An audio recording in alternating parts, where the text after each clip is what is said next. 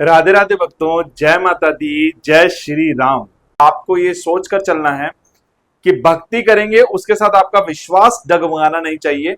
और आजकल आप देखते ही हैं हमारे पास एक ना मैं कहूंगा दिव्य रतन हमें मिल गया है, वो है प्रेमानंद जी महाराज। जी हाँ, हम सभी अब तो वाकिफ है उनसे, जानते हैं हम उन्हें, है ना।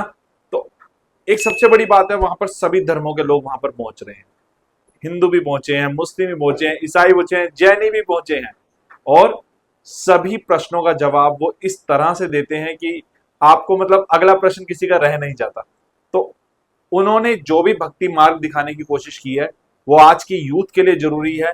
और इस यूथ के लिए मेरी आप सबसे रिक्वेस्ट है कि आप प्लीज कमेंट जरूर करें। बेशक उसमें सिर्फ राधे राधे दिखे, लेकिन ये कमेंट हमेशा आगे की जनरेशन पढ़ती रहेगी। आजकल बच्चों को शौक है, वीडियो कम देखते हैं, कमेंट पढ़ लेते हैं, फिर वीडियो देखते हैं।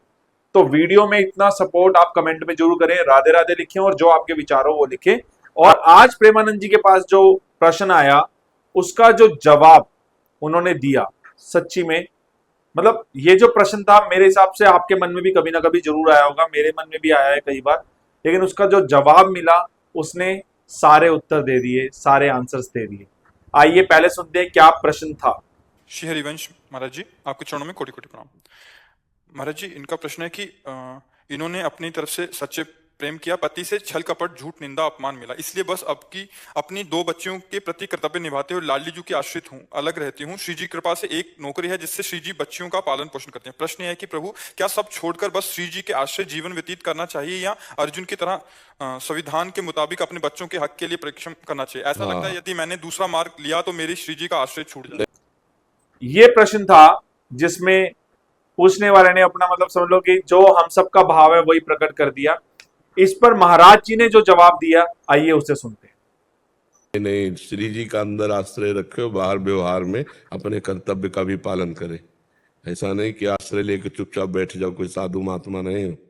गृहस्थ हो, गृहस्थ में बच्चों के अधिकार अनुसार उसके पिता से उसकी संपत्ति उनको दिलाए, कानूनी कार्रवाई भी होती है ना। तो जब बच्चियां पैदा किया है तब कर्तव्य, मान लो आप अलग हो गई हैं पर आप उन बच्चों की माँ हैं और उन बच्चों का पिता वो है, तो वो संपत्ति का अधिकार रखती हैं बच्चियां। समय आने पर उनको उस अधिकार की प्राप्ति होगी तो वो भी सुखपूर्वक जीवन व्यतीत करेंगी।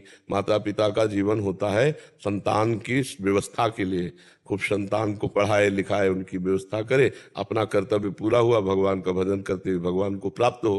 तो इसमें कोई बाबा जी थोड़ी है कि हम अब भगवान के सहारे बैठ गए। अंदर से भगवान का सहारा, बाहर से कर्तव्य है। गृहस्थी में कर्तव्य कर्म को देखना चाहिए अपने अधिकारानुसार। उसमें ऐसा नहीं कि अब जो होगा सो, फिर वो बच्चे हैं बच्चियां हैं, ये बात है। अब मान लो हम लोगों के पास आज ना आवे तो हम भूखे रहकर भी कीर्तन करेंगे, क्योंकि हम लोगों को ये ट्रेनिंग दी गई है, ये शिक्षा दी गई है, सहना है, भगवान जैसे रखे वैसे रखना है। लेकिन गृहस्थी में कर्तव्य कर्म है, उसमें अंदर से भगवान का सहारा है और बाहर से अपने कर्तव्य कर्म को करना है। अर्जुन जी कह रहे हैं मैं भिक्षा मांग के खाऊंगा, भगवान कह रहे नहीं, युद्ध करो, तुम्हारे लिए युद्ध रूपी कर्तव्य है। तो अपने कर्तव्य का पालन करते हुए भगवान के भरोसे रहना चाहिए। अगर भगवान का भरोसा लेकर केवल ऐसे बैठ गए और अपने कर्तव्य का पालन नहीं किया तो आपने सही भगवान की आज्ञा को नहीं माना। भगवान अर्जुन से यही कह रहे हैं कि मामनुष्यमर युद्ध च, मेरा स्मरण करो और अपने कर्तव्य का पालन करो। गृहस्थ धर्म और विरक्त धर्म अलग अलग दो धर्म है। निवृत्ति मार्ग का अलग सिद्धांत है, प्रवृत्ति मार्ग का अलग सिद्धांत है। किसका प्रश्न है तो आप समझ पा रहे हैं? हाँ, राधा रानी का आश्रय तो नहीं छूटेगा ना? नहीं कह रहे अंदर से कहीं आश्रय ना छूट जाए इन सब कर। अंदर से आश्रय भगवान का रखिए, बाहर से प्रयत्न कीजिए। अर्जुन तो मार काट वाला उपदेश ग्रहण कर रहे हैं, सबकी गर्दनें उतारनी है, काटना है। आपको ऐसा कुछ लड़ना झगड़ना तो है नहीं। अगर बच्चे थोड़ा सयाने हो तो उनको उनके पिता के हक को दिला दीजिए, क्योंकि तभी उनका जीवन थोड़ा सुव्यवस्थित हो पाएगा। क्योंकि आपके पास इतनी सामर्थ्य तो दिखाई नहीं दे रही कि आप इतने सक्षम हो कि अपनी पुत्रियों को सब, तो उनके पिता के पास तो संपत्ति होगी ही ना।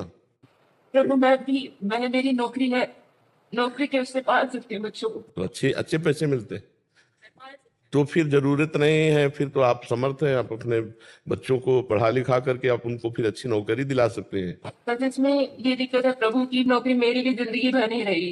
एज मतलब मदर होने के नाते दोनों बच्चों को पालने के लिए मुझे उनको टाइम देना पड़ेगा, तो शायद मुझे अपनी नौकरी छोड़नी पड़े। पर कुछ तो ऐसी संपत्ति तो एकत्रित कर ही लीजिए जिससे उनके बच्चों का भविष्य उज्जवल हो जाए, क्योंकि आजकल पढ़ाई लिखाई में बहुत पैसा लगता है। और बच्ची बच्चे में कोई भेद नहीं, बच्चियां पढ़ लिख कर देखो, स्त्री ही तो हमारे देश की राष्ट्रपति है। देखो लड़कियां राइफल लिए हुए बॉर्डर पे खड़ी, किस बात में कम है पुरुष से? तो बच्चा बच्ची का भेद तो रखना नहीं चाहिए। दो बच्चियां मतलब दो पुत्र हैं, कोई उसमें भेद नहीं। पढ़ा लिखा करके उनको अच्छे वो अपने अनुकूल वर वर्ण कर ले और बढ़िया गृहस्थी में जीवन व्यतीत है, कोई बात शोक की बात नहीं। अगर आपके पास ऐसे देखो, समस्याएं कई तरह की होती है, बड़ा संकटपूर्ण जीवन है, कभी भी कुछ भी कहीं भी। अब वो तो संपत्ति अगर उनको पिता की सहयोगी तो और ज्यादा उनको सहयोग मिल जाए। अगर आपके पास ऐसी पर्याप्त संपत्ति है तो फिर कोई किसी से फिर क्या लड़ाई झगड़ा करने की जरूरत है। बच्चों को पढ़ा लिखा कर आप उनको उनकी योग्यता प्रदान कर सके, इतनी संपत्ति है आपके पास वर्तमान में। हाँ शायद कर सकती हूँ, कर लूंगी। हाँ तो बस फिर हमें लगता है फिर अगर वो स्वेच्छा से दे दे तो दे देने, झगड़ा मत करो, क्योंकि राग द्वेष पूर्वक लड़ाई झगड़े से फिर वो बच्चों की भी जिंदगी में वही संस्कार भर जाएंगे। आप अपनी मेहनत से कमाई करके उनका पालन पोषण करो, जैसे आप हो तो ऐसे उत्तम नौकरियां बच्चियों को मिल जाए तो उनका जीवन सार्थक हो जाएगा और आपका माँ होना धन्य हो जाएगा। आपने जो कर्तव्य किया ना, हाँ भगवान देख रहे हैं ना कि आप कितना लड़ रही हैं, और लड़ करके आप अपने बच्चों को अपने जीवन के सुखों का त्याग करके, मतलब पति से विलग रहना, अपने जीवन को तपस्या में व्यतीत करना है। हर सुख सुविधा है लेकिन उन सुख सुविधाओं को अपने बच्चे के लिए समर्पित करना, धन्य है। तुम्हारी जैसी माँ ने, आजकल तो ऐसी भी माँ हो गई कि अपने सुख के लिए अपने बच्चों के गले दबा दिए। कैसी माँ? और एक माँ आप हो जो आप अपने को बलिदान कर रहे हो, बच्चों के लिए मेहनत कर रहे हो, अपने सुखों का त्याग कर रहे हो, तो यही त्याग भगवान की प्राप्ति में सहयोग होगा। तुम्हें प्रियाजों से कोई अलग नहीं कर सकता।